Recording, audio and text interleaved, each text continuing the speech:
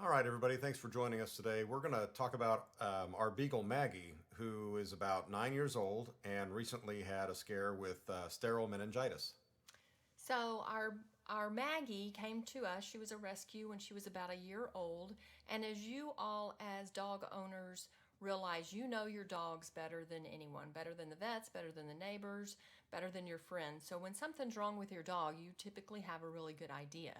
With Maggie, we noticed that she just wasn't being her normal active self. She wasn't running out the back door when the back door opened, and we thought that perhaps she had just tweaked her back a bit because she was making some little yelpy noises when she was jumping off of the windowsill or even when she went to eat.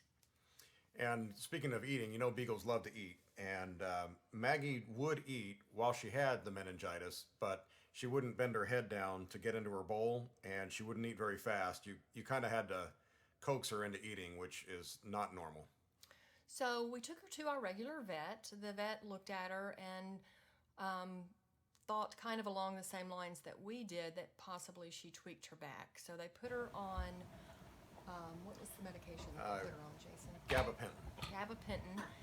We got no results with that. And unfortunately, several days after being on that medication, she had a seizure, which was, I did not witness it, but my husband did. It was a very scary thing to see. So, yeah, going back to the gabapentin, and we thought she hurt her back or something. I think the lesson that my wife and I learned is don't go in and don't search the internet and then go in and tell the vet what you're convinced is wrong with your dog, because Maggie had hurt herself 6 months earlier by jumping off a high piece of furniture, just being stupid, and she had pulled or squashed or tweaked something in her back, but she was fine 2 or 3 days later. So we went into the vet and basically said the same thing has happened again. What do you have for pain? And also, besides the gabapentin, she was also on carprofen. Carp, yeah. So they did a pain reliever and then an anti-inflammatory. So back to the seizure. So I came home, let Maggie out. She didn't really want to go out, but I forced her out. And so I was up on the deck and she's down on the lawn, maybe 10 feet away from me. And she was starting to do her business, and then her mouth just dropped. The jaw looked like it almost came unhinged. It dropped so far. And she started foaming at the mouth rapidly. And then her eyes glassed over and they never shut. She was just staring forward. And then she started backing up and she went round and round in a circle backwards. So at that point, I scooped her up off the ground. She was still shaken violently. And I put her in the van and took her to the vet. So the vet decided, of course, by the time Jason got her to the vet, she had thankfully stopped seizing. But they kept her for the day just so that they could monitor her. We were told by our vet that actually seizures are fairly common in dogs, and many times a dog may only have one seizure and not have seizures anymore. While we were at the vet for that, on that day, another vet stopped by to look at her and said, the symptoms kind of sound like meningitis, but she doesn't seem to be in too much pain. So with that, and I didn't even know that dogs could get meningitis. This was totally new information to me. But with that nugget of information that he gave me, we left Maggie at the vet for the day. Of course, she had no seizures while she was at the vet. We brought her home. I started doing some research online, and just about every symptom that was identified on multiple websites, other than the fact of losing their appetite, Maggie had. So we called our vet, and they put her on steroids. And probably within, what do you think, 6 hours of being on steroids? Yeah, it was 6 or 7 hours. But here's your important takeaway: is that we originally went to the vet on a Monday with her not feeling well, and then that Thursday she had that big seizure. And had that vet not come in and just said, "Oh well, doesn't look like all of the symptoms, but it could be meningitis," it was that Sunday, 3 days after the seizure, that my wife called the vet, or she told me to call, and we called on a Sunday, and I said, "Look, we now think that this dog has meningitis, and it's really getting along in a bad way. We need something right now, or she's not going to make it." So it was on a Sunday morning at about 11 o'clock that the vet called in prednisone.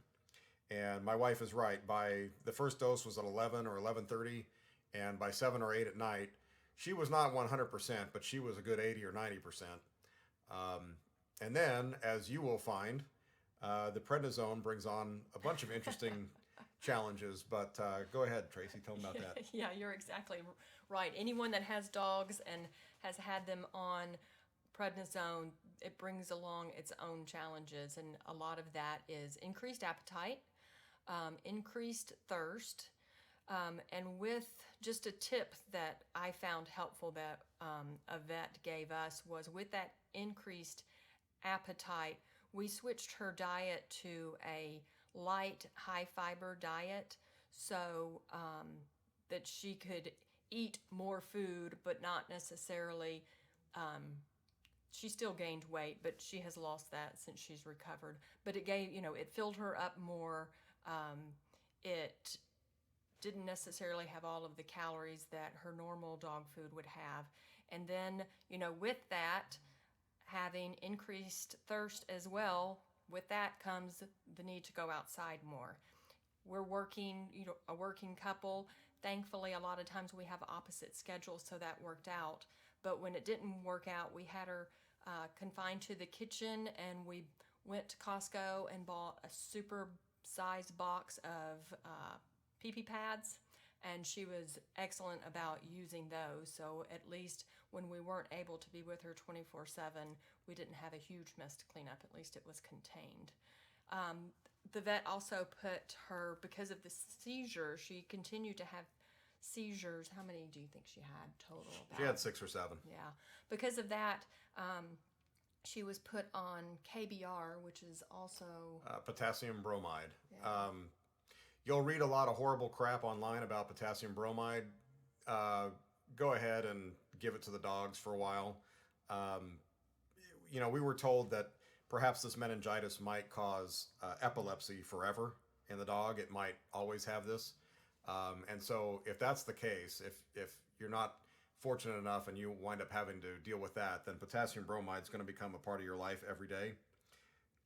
That also increases thirst and restlessness, and we definitely saw that. Let's just be honest with you guys. In the middle of the night, Maggie would let us get an hour and a half to 2 hours of sleep at first. So the prednisone and that potassium bromide just made her a leaky faucet. She had to go pee all the time. So honestly, for 25 days, maybe 35 days, it was insanity, and the wife and I were tired. Even the vet was like, if you can't handle it, you just can't handle it. Maybe it's, time to think about other options for the dog. But thankfully, we didn't have to go there. Exactly. So we finally were able to wean her off of the KBR, and that was very helpful with her restlessness. She's a Beagle, and when she's outside or she's out for a walk, she's all about going on a walk and wanting to be the first one there. But when she's home, she enjoys laying on her bed and sleeping and watching the world go by. But when she was on that KBR, she was constantly pacing. We did do some research, and it sounds like with time that side effect diminishes. Thankfully, we were able to wean her off of that, so we didn't have to deal with that long term. We did have a couple of setbacks with her related to the meningitis, and our vet had given us a heads up.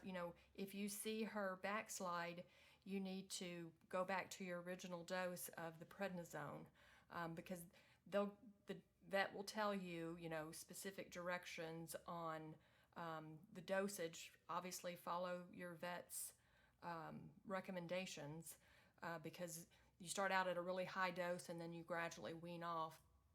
So there was one time when she did backslide, and It was obvious to me, like we said earlier, you know your dog better than anyone, but when we woke up in the morning, she was kind of lethargic, not wanting to get out of bed. And so we talked to the vet, and he said, bump her back up to to the high dose. And knock on wood, we're still actually tapering Maggie off. She's been tapered off now for about 3 weeks, but she's back to herself. There was also another time, just to kind of give you as much information as we had, because I think if you're listening to this, you're probably You're going through it. Yeah, exactly. We noticed that she just didn't seem herself. We took her in. They did some blood work, and her white blood cell count was up. So they put her on 10 days of antibiotics. And you want to talk a little bit about one of the side effects of steroids? Well, the thing about the steroids is they'll tell you up front, or they won't, as we found out sometimes, that when they're taking the steroids, so the sterile meningitis that Maggie got is caused by the body is freaking out and it's attacking itself. That's why it's called sterile meningitis. It means that it's not a virus, it's not a bacteria, it's the body is attacking part of the body. So her white blood cells, for whatever reason, the doctor said it could be something as simple as just a high pollen count in the air, and the blood cells attack the pollen, and then when all of them have attached to the pollen, there's a bunch of them left over, and they go, hey, I need something to do. So it attacks the spinal cord and the brain. So that's what the sterile meningitis is. But it will lower your dog's immunity to infections. And my wife got fed up again 2 or 3 weeks after we started the prednisone treatment and said she's just not right again. So when we went in and had blood work done, she was having some sort of an infection. So we had to get that handled. Real quick on the steroids, we need to make you guys understand that the treatment of Maggie occurred between 2 different vet offices, because the first one misdiagnosed her, and had Tracy not heard that vet in passing say it could be meningitis, then we probably would have lost Maggie. So we switched to another vet, and in addition to that, I have a vet that comes to the house every once in a while, and I consulted with those other 2 vets, and they're both older, they're kind of old school, and they said whack the hell out of it with steroids. The new people who come out of vet school, these young kids, they're just starting out, they've got 2 or 3 or 5 years under their belts, they've been taught to avoid steroids like the plague. Both of these men said you cannot hurt the dog by giving it too much steroids, so whack the heck out of it up front, which is what we did. And do you want to tell them what dose we used originally? Yeah, the original dose was 30 milligrams a day, so it was 15 milligrams morning, 15 milligrams night, separated by 12 hours. Then we tapered down to 20, and then 15, and then we had a relapse. We went back up to 30, and now we're at 7.5 milligrams every other day, and that's probably going to last for another week to 10 days, and then we're going to be done. I want you guys to know this, that Maggie went 5 or 6 days without proper treatment, and during those 5 or 6 days, she exhibited all those nasty symptoms.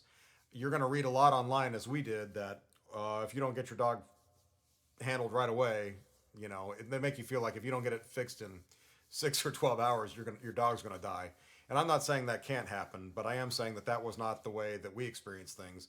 And I think another thing that's important too is the reason the first vet had such a hard time recognizing what it was is because it's very unusual, from all that we read, for an older dog to get meningitis. Usually that's something that happens in puppies or dogs under a year old.